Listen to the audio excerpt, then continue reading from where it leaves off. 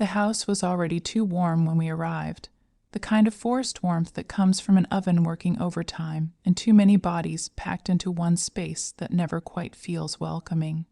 The smell of roasted turkey and sweet potatoes hung thick in the air, clinging to my clothes as soon as I stepped inside, as if it wanted to mark me as part of the scene, whether I liked it or not.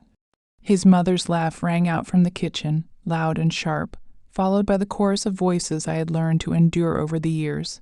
His sisters, his cousins, his uncles, all talking at once, all comfortable in a way I never was. My husband walked in ahead of me, confident, relaxed, already receiving pats on the back and joking insults. He thrived in this space, he belonged here. I followed behind, holding Emily's hand a little tighter than usual, feeling the familiar knot in my stomach that always appeared during family gatherings. Emily sensed it too. She always did. She looked up at me with her wide, thoughtful eyes, the ones people said looked too serious for a child her age, and gave my hand a small squeeze. "It's okay, Mom," she whispered, like she was the parent and I was the one who needed reassurance. I smiled down at her, the kind of smile that existed more for her sake than mine, and nodded. We took off our coats, placed them neatly on the pile by the door, and stepped further into the living room. The television was on, football playing loudly, men sprawled across couches with beers in hand. A few of them glanced up at me briefly before turning their attention back to the screen, their interest in me never lasting longer than a second. Dinner was announced with a clap of hands and a command to gather at the table. The dining room was packed tight, the long table extended with extra leaves, chairs borrowed from every corner of the house. I was seated between Emily and one of his sisters, a woman who smiled sweetly at me while her eyes held something else entirely. My husband sat across from me at the head of the table, carving the turkey like a king presiding over a feast. At first, everything followed the familiar script: polite conversation, forced laughter, compliments about the food, Emily quietly eating, occasionally swinging her feet beneath the table. I kept my eyes down, focusing on my plate, answering questions when spoken to, careful not to say anything that might be twisted or mocked later. Years of marriage had trained me well. It happened when I reached for the gravy. It was such a small thing, almost nothing at all. My elbow brushed against his glass, causing it to tip slightly, a few drops of water spilling onto the tablecloth. The sound was barely noticeable, but his reaction was instant. His face hardened, jaw tightening, eyes flashing in a way I recognized too well. "Can you not be so careless for once?" he snapped, his voice slicing through the chatter. The room quieted just a little. "Not silent, but attentive, curious, I'm sorry," I said quickly, reaching for a napkin, my hands already shaking. "I didn't mean to." Before I could finish, he stood up so abruptly his chair scraped loudly against the floor. In one swift motion, his hand came across my face. The sound was sharp and unmistakable. My head snapped to the side, pain exploding across my cheek, my ears ringing. For a moment, I couldn't breathe. I tasted blood, the world narrowed to the sting on my skin, and the burning humiliation flooding my chest. The room went completely silent. Every face was turned toward us, some shocked, some uncomfortable, some pretending not to see what they had just witnessed. His mother's mouth hung slightly open, but she said nothing. His sisters exchanged glances. A cousin coughed awkwardly. No one stood up. No one told him to stop. No one asked if I was okay. He looked down at me with cold disdain, as if I were something he had scraped off his shoe. "Get yourself together," he said, loud enough for everyone to hear. "You embarrass me every time." My vision blurred, tears threatening to spill, but I swallowed them back. Crying would only make it worse. Crying always made it worse.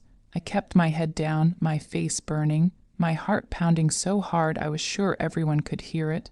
My hands trembled as I rested them in my lap, fingers digging into my palms. Then I felt Emily move beside me. Her chair shifted softly as she stood up. I wanted to tell her to sit down, to stay out of it, to protect herself the way I never had learned to protect myself. Fear wrapped around my heart, tighter than the pain in my cheek. I couldn't bear the thought of his anger turning toward her. But Emily didn't look scared. She reached down and picked up her tablet from the floor, the one she carried everywhere, the one he constantly mocked her for being attached to. She held it with both hands, her small fingers steady, her posture straight. She stepped slightly forward, enough for everyone at the table to see her. Her voice, when she spoke, was calm, clear, certain. 5 words, that was all it took. The effect was immediate. It was like the air had been sucked out of the room. My husband froze, his face draining of color so quickly it was almost unreal. His confident posture crumbled, shoulders stiffening, eyes wide with something I had never seen before on his face. Fear, real, unfiltered fear. No one spoke, no one moved. The tablet screen glowed faintly in Emily's hands, reflected in his eyes as he stared at it like it was a weapon pointed directly at him. I didn't understand yet, not fully. My mind was still reeling from the slap, from the shock, from the years of conditioning that told me this was my fault somehow. I looked at Emily, my brave, brilliant daughter, standing there in the middle of that room, and felt something shift inside me. For the first time in a long time, I felt hope.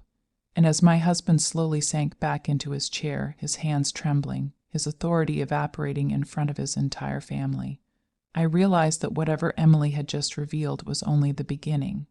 For a few seconds, maybe longer, time didn't move the way it was supposed to. Everyone was frozen in that exact moment, caught between disbelief and fear, like a photograph no one wanted to acknowledge. My husband's mouth opened slightly, then closed again. He swallowed hard. I could see the pulse in his neck jumping, something I had only ever noticed when he was furious. This was different. This was panic. Emily didn't repeat the words. She didn't need to. She simply held the tablet up a little higher so everyone could see the screen clearly. I couldn't make out what was on it from where I sat, but whatever it was had drained the life out of him. His mother leaned forward, squinting, her brows knitting together. One of his sisters whispered his name under her breath, confusion laced with irritation, like she was annoyed that dinner had been interrupted. "Emily," I whispered, my voice barely working. "Come sit down, sweetheart." She didn't look at me. Her eyes were locked on her father, not with anger, not with hatred, with something far more unsettling. "Calm certainty. You should sit down, Dad," she said softly. "You're not looking well." The irony of her words hung heavy in the air. A few people shifted uncomfortably in their seats. Someone cleared their throat. My husband forced a laugh that sounded brittle and wrong. "Enough," he said, trying to regain control. "Put that thing away. You don't know what you're talking about." Emily tilted the tablet just a fraction more. "I know exactly what I'm talking about," she replied. That was when his brother stood up. He was a tall man, broader than my husband, with a voice that usually boomed over everyone else's.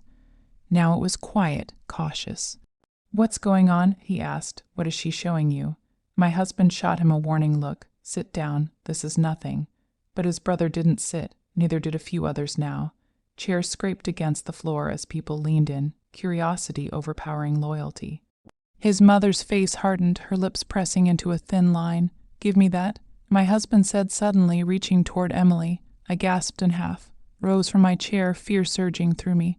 But before he could touch her, Emily took a step back and spoke again, her voice slightly louder now. "Don't," she said. "If you touch me, I'll press play." Press play. Those 2 words hit him harder than anything else. His hand froze midair. Slowly he lowered it. The room was dead silent now. Even the television in the other room seemed muted, like the world itself was holding its breath. "What is this?" his mother demanded, her voice sharp. "What kind of game are you playing?" Emily finally turned her gaze to her grandmother. "It's not a game," she said. "It's proof. Proof." I felt my heart slam against my ribs. My cheek still throbbed, but I barely noticed it now. 1,000 thoughts raced through my mind, none of them fully forming. Proof of what? What could my daughter possibly have that would make a man like him look that terrified? My husband sank back into his chair, his confident posture completely gone. He wiped his forehead with the back of his hand, leaving a sheen of sweat behind. I had never seen him like this. Ever, Emily. I said again, stronger this time. "What did you mean?" She looked at me then, really looked at me, her eyes softened just a little. "I'll tell you later, Mom," she said. "But you're safe right now, I promise." Safe? The word felt foreign, almost laughable. But something in her tone made my chest ache. His sister scoffed, trying to break the tension. This is ridiculous. She's a child. You're all acting like he's about to be exposed. Emily interrupted calmly. That shut her up. My husband stood again, more slowly this time. His voice dropped low and urgent. We can talk about this privately, he said. There's no need to do this here. That's funny, Emily replied. You didn't think privacy mattered when you hit Mom. A collective inhale swept through the room. Someone whispered, she said hit. My husband's face twisted with rage and fear battling for dominance. Watch your mouth, he snapped. I am, Emily said. That's why I'm choosing my words carefully. She turned the tablet slightly so the table could see. Gasps erupted. I still couldn't see clearly, but I saw reactions. Hands flying to mouths, eyes widening, chairs pulling back. What is that? His mother whispered. My husband lunged for the tablet. This time his brother stepped in, grabbing his arm and holding him back. Enough, he said firmly. What the hell is on that screen? My husband struggled for a moment, then sagged, the fight draining out of him. He looked around the room at the faces that had always supported him, excused him, defended him. They were different now. Suspicious, judging. Emily pressed something on the screen. A voice filled the room. His voice, clear, angry, cruel, the words poured out of the tablet, unmistakable, echoing through the dining room. Threats, insults, confessions he never thought anyone else would hear. My stomach dropped as realization hit me like a wave. Recordings, my knees went weak. I gripped the edge of the table to keep myself upright. The voice continued, layered with dates, times, moments I remembered all too well. Nights I cried myself to sleep. Mornings I covered bruises with makeup, excuses I made to friends, lies I told myself, this is fake. He shouted too loudly, too quickly, this is edited. Emily didn't flinch. There are 27 recordings, she said. All backed up, cloud storage, and copies sent to 3 different email addresses. He stared at her like he was seeing her for the first time. His mother stood slowly, her chair tipping backward. Is this true? She asked him. Is this your voice? He didn't answer. Silence stretched heavy and suffocating. I asked you something. She said again, louder now, still nothing. The room erupted, questions, accusations, shocked murmurs. His sisters arguing with each other, his cousins pulling out phones, his brother swearing under his breath. In the chaos, Emily lowered the tablet and came back to my side. She slipped her small hand into mine. You did this, I whispered. She nodded. I started last year. Why, my voice broke, because you thought you were alone. She said softly, and you're not. Tears spilled freely now, unstoppable. I pulled her into my arms, holding her tightly, breathing her in like she was the only solid thing left in the world. Across the room, my husband sank into a chair, his head in his hands. The man who had ruled through fear now looked small.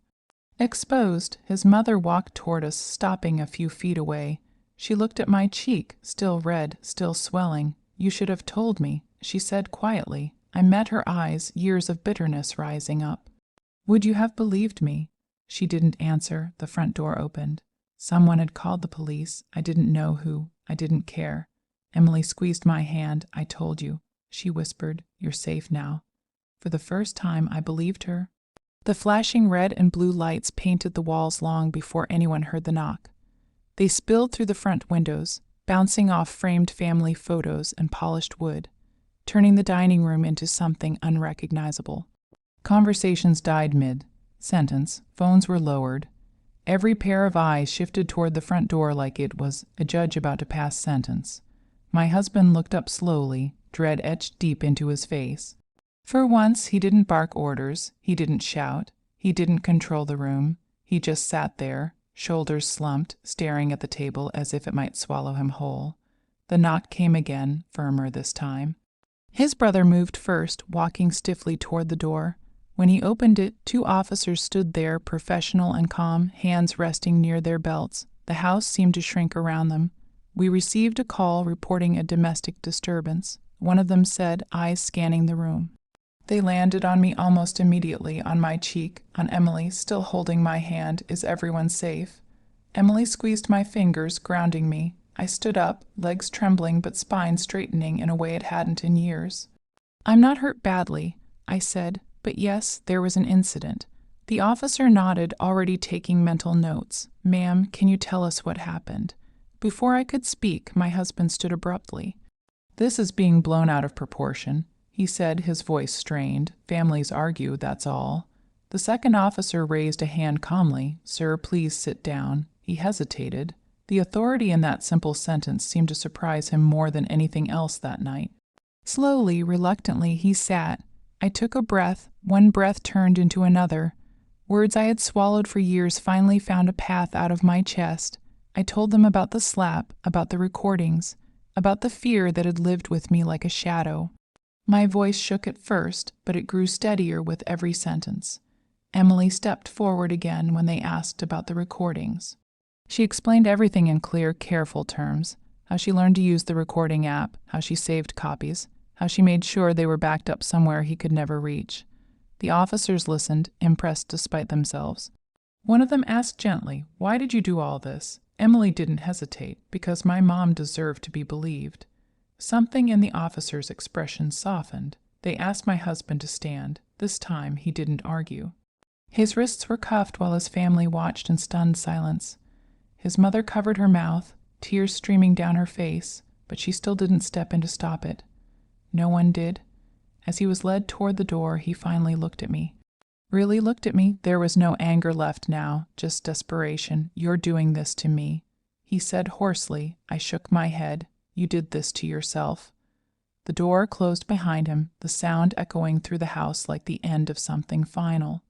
The officers turned back to me, explaining next steps, asking if I had somewhere safe to go. I glanced down at Emily. "We'll be okay," I said, and for the first time it wasn't a lie. That night we didn't go home. His brother insisted we stay in the guest room, but the house felt poisoned with memories, so we declined.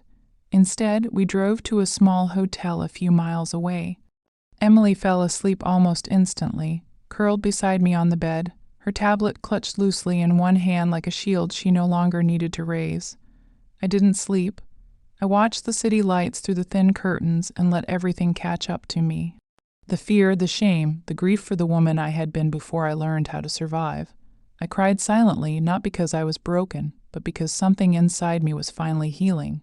The next days moved quickly like a river after a storm. There were statements to give, photos to take, paperwork to sign, a restraining order, a temporary separation that quickly became permanent. His lawyer tried intimidation first, then denial, then silence. None of it worked. The recordings were undeniable. People reached out, some with apologies, some with excuses, some who admitted they had seen signs but chose comfort over confrontation. I listened, but I didn't carry their guilt for them anymore. Emily went quiet for a while after everything settled, not withdrawn, just thoughtful. One evening, as we ate dinner in our new apartments, modest but peaceful, she looked up at me. "Are you mad at me?" she asked. The question shattered me. I set my fork down and pulled her close. "No," I said fiercely. "I am so proud of you it hurts." She relaxed against me, relief washing over her features. I was scared, she admitted. But I was more scared of what would happen if I did nothing. I kissed the top of her head, tears blurring my vision. "You were braver than I ever knew how to be." Weeks turned into months. The bruises faded. The swelling disappeared, but something else took its place. Confidence, strength, a sense of self I thought I had lost forever. The court date came faster than I expected. He didn't look like the man I married when I saw him again. His suit hung loose, his hair unkempt, dark circles under his eyes. He didn't meet my gaze, not once. Emily sat beside me, her feet not quite touching the floor, her back straight. When the judge asked about the recordings, she spoke clearly, calmly, without drama. Just truth, the ruling was decisive. Full custody, mandatory counseling. A criminal record that would follow him far longer than his temper ever followed me. When it was over, when the gavel came down and it was truly done, I felt lighter than I had in years. Not because he had lost, but because we had won our freedom. Outside the courthouse, Emily slipped her hand into mine like she always did. 5 words can change everything, she said quietly. I smiled at her. "Yes," I replied, "they can." And as we walked away, I knew this wasn't just the end of a story about fear. It was the beginning of one about survival, truth, and a little girl who refused to let silence win. Life didn't magically become easy after the court ruling. Freedom wasn't a bright explosion that erased everything before it. It was quieter than that, slower. It came in small moments that stacked on top of each other until one day I realized I was breathing without fear. Our apartment was small, the kind where you could hear your neighbor's footsteps and the plumbing side at night, but it felt like a sanctuary, no raised voices, no slammed doors, no constant tension humming under the surface. Emily and I learned each other again in that space, not as people surviving the same storm, but as a mother and daughter allowed to simply exist. Mornings became gentle. I woke up without that familiar jolt of anxiety, without checking his mood before checking the clock. Emily started humming while she got dressed, little tuneless melodies that filled the apartment with life. Sometimes she talked about school, about a girl who sat next to her in math class, or a teacher who smelled like peppermint. Ordinary things, precious things, but healing is never linear. There were days when a sudden loud noise made my heart race, nights when I woke up gasping, convinced I heard his footsteps in the hallway. On those nights, Emily would appear in my doorway, rubbing sleep from her eyes. "You okay, Mom?" She'd ask softly. I hated that she still felt the need to check on me, that she had ever needed to. But I'd pull her into bed with me, wrap my arms around her, and together we'd breathe until the panic faded. Therapy became part of our routine. At first, I was resistant. Talking about it felt like reopening wounds that had barely begun to scab over. But our therapist was patient, steady, someone who didn't rush me or judge me for staying as long as I did. He didn't start with the slap. She reminded me gently one day, it always escalates. I nodded, tears slipping down my face as memories surfaced.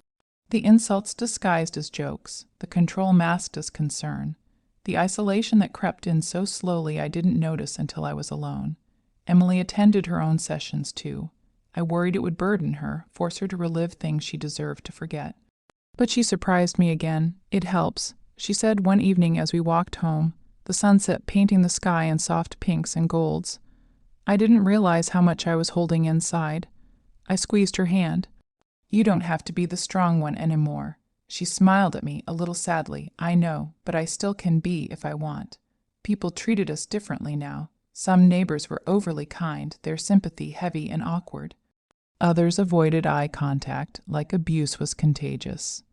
At school, Emily's teachers were gentler, more attentive. A few parents looked at me with curiosity, with pity, with judgment. I stopped caring. What mattered was the way Emily laughed more freely, the way she sprawled on the living room floor doing homework without flinching when I walked by, the way she started planning for the future again. One evening while we were eating dinner, she looked up suddenly. "Do you ever miss him?" she asked. The question caught me off guard. I considered it honestly. I missed the idea of who I thought he was. I said slowly, "But I don't miss who he actually was." She nodded, satisfied with that answer. Good. A letter arrived a few weeks later. It was from him. My hands shook as I held the envelope, his handwriting instantly recognizable. For a moment, I considered throwing it away unopened. But something inside me needed closure, needed to see what he could possibly say now. The letter was full of apologies that didn't quite apologize. Regret without responsibility, blame disguised as self-pity. He wrote about stress, about mistakes, about how everything spiraled out of control. He wrote about missing Emily, about wanting another chance. I folded the letter neatly and placed it in the trash. That night, I told Emily about it. "Did you read it?" she asked. "Yes." "Did it change anything?" I shook my head. "No." She smiled, relief evident on her face. "Good." A month passed. Seasons shifted. The world moved on, and so did we. I went back to school, something I had put off for years because he said it was impractical, unnecessary, a waste of time. Sitting in that classroom, surrounded by people who had no idea where I'd come from, felt like reclaiming a piece of myself. Emily joined a coding club. The irony wasn't lost on either of us. Watching her teach other kids how to build simple apps, how to understand logic and systems, filled me with a pride so fierce it almost hurt. One afternoon, she came home buzzing with excitement. "They want me to enter a competition. she said, dropping her backpack by the door. For young developers, that's amazing. I said, "Are you going to do it?" She hesitated. "I'm scared." I knelt in front of her, meeting her eyes. "Being scared doesn't mean you shouldn't try. You taught me that." She grinned. "Yeah, I guess I did." The competition day arrived faster than either of us expected. We sat in a large auditorium, rows of kids hunched over laptops and tablets. Parents filled the seats behind them, nervous energy buzzing through the room. Emily sat straight, focused, her fingers flying across the screen.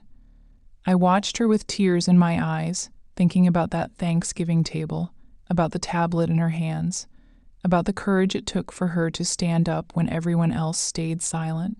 She didn't win first place. She didn't need to. When her name was called for an honorable mention when she walked across that stage with her head high, I knew she had already won something far more important. Afterward, as we walked home under a sky dusted with stars, she looked up at me. "Do you think people can really change?" I thought of him, of his letter, of the years I had hoped and waited. "Some can," I said honestly. "But change only matters when it comes with accountability." She nodded thoughtfully. "I think I want to help people someday with technology to protect themselves." My heart swelled. "You already are." There were still moments of anger, of grief, of wondering how different life might have been if I had spoken up sooner. But regret lost its grip as I focused on the present, on building something better instead of mourning what was broken. On the anniversary of Thanksgiving, Emily and I cooked dinner together in our tiny kitchen. No extended family, no tension, just us. We laughed when the gravy turned out too thick and the rolls burned slightly. As we sat down to eat, Emily raised her glass of apple juice to 5 words. She said, I raised mine to truth. Outside, the city hummed on, indifferent and alive. Inside our apartment, peace settled in quietly, like it had always been waiting for us to make room for it. And for the first time, I didn't dread the memories. They no longer controlled us. They reminded us how far we had come. The morning sunlight spilled softly through our curtains, painting the apartment in warm golden tones.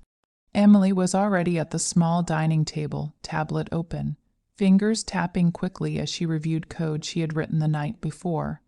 I watched her for a moment, marveling at the calm, purposeful way she moved, the way she had grown into someone unafraid of her own strength. The memory of that Thanksgiving flashed across my mind, her standing there, tiny but unwavering, holding the tablet like a sword, 5 words that had changed everything. It had been months since that day, and yet the impact lingered. Our lives had been reshaped in ways I could have never imagined. No more fear, no more hiding, no more compromises that left my soul aching. Emily and I had reclaimed our space in the world. Our apartment, humble as it was, felt vast and safe.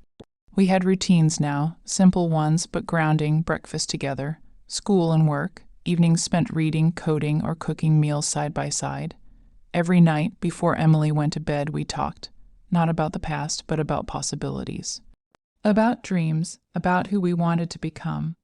I had started volunteering at a local support center for women who had faced abuse. At first, it terrified me reliving stories similar to my own, listening to the pain and fear. But slowly, it became a place of empowerment. I could guide others, help them recognize the signs, and most importantly, show them that there was a way out. I shared my story carefully, never mentioning names, but always emphasizing that courage and preparation mattered. And every time I spoke, I thought of Emily and how she had reminded me of the power of standing up, even when the world seemed stacked against you. Emily's confidence continued to blossom. She started teaching coding workshops for younger children, showing them how to use technology to solve problems, to protect themselves, to express themselves. Her tablet, once her shield, had become a tool for creation and empowerment. Every day, I watched her move a little further from the shadow of that Thanksgiving, a little closer to her own light. One afternoon, while we were walking home from school, Emily paused and looked up at me. "Mom," she said, her voice small but steady, "do you think Dad will ever try to come back?" I paused, thinking carefully. I had processed fear, anger, and grief, but closure had also brought clarity. "I don't know," I said honestly, "but it doesn't matter. We've built a life that doesn't need him anymore." She nodded thoughtfully, accepting my words. "I like our life," she said simply. It struck me how profound that simplicity was. In one sentence, she had captured everything I had been striving for: the quiet strength of safety, the joy of peace, the reassurance that the future belonged to us, not to someone who had once held power through fear. The days grew warmer. We spent weekends at the park, walking among families who were strangers but reminded us of community. Emily's laughter rang out freely, unburdened by hesitation. I joined a book club, something I had put off for years because he had made me feel small, undeserving of time for myself. I began to write again, capturing our story, not as a tale of pain, but as a testament to resilience and courage. Then one evening, I received an email that made me pause. It was from one of the women I had met at the support center. She had read the brief version of my story I had shared online, and she wrote simply, "Your daughter is amazing. You are both inspiring. Thank you for showing me what courage looks like." I stared at the screen for a long moment. Emily appeared behind me, peering over my shoulder, curious. I turned and smiled at her. "Look at this," I said. "You're making a difference, even beyond our walls." Her eyes widened. "Really, really," I said, reaching out to squeeze her hand. "Your courage inspires more than just me." She grinned, a small, confident smile that had taken months to fully return. I realized then that the Thanksgiving we had survived, the fear we had endured, had not just been a moment of pain, it had been the beginning of our empowerment. Weeks turned into months, months into a year. Emily's coding workshops flourished. I published my first article about domestic abuse awareness. Our home filled with small victories, small joys, and an ever-growing sense of security. And then one evening, as we were preparing dinner together, Emily paused and looked at me, her voice quiet but firm. "Mom," she said, "I want to make sure no one ever feels as scared as we did. I want to help them." I felt tears prick my eyes. "You already are," I whispered, "every day in ways you may not even notice." She smiled, returning to her work, and I stood there for a moment, watching her, absorbing the magnitude of what she had accomplished at such a young age. My daughter, once the child who had stood in a room of fear with nothing but her tablet and her words, had become a beacon of courage and hope. That night, after we had eaten and cleaned up, I sat by the window, looking out at the city lights. Emily was asleep in her room, safe and peaceful. The memories of the past, once sharp and painful, had softened into lessons and reminders of strength. I whispered into the quiet apartment, almost to myself, "We survived, we're free, and we will continue to thrive." And as the lights of the city flickered gently, I realized that the terror, the fear, the silence of that Thanksgiving had been transformed. Not into bitterness, but into empowerment. A story that had started with 5 words spoken by a brave little girl had grown into a life reclaimed, a future reclaimed, and a bond between mother and daughter that no fear could ever break. Emily stirred in her sleep, and I kissed her forehead. "Thank you," I said softly, "for saving us." And in that small, quiet moment, I knew she always had. We had survived the storm. Now together we would build our calm, our peace, our life, a life where no one's hand, no one's fear, no one's cruelty could ever touch us again. And as the night wrapped around us like a protective blanket, I understood the truth. Courage, once found, multiplies, and 5 words can indeed change everything.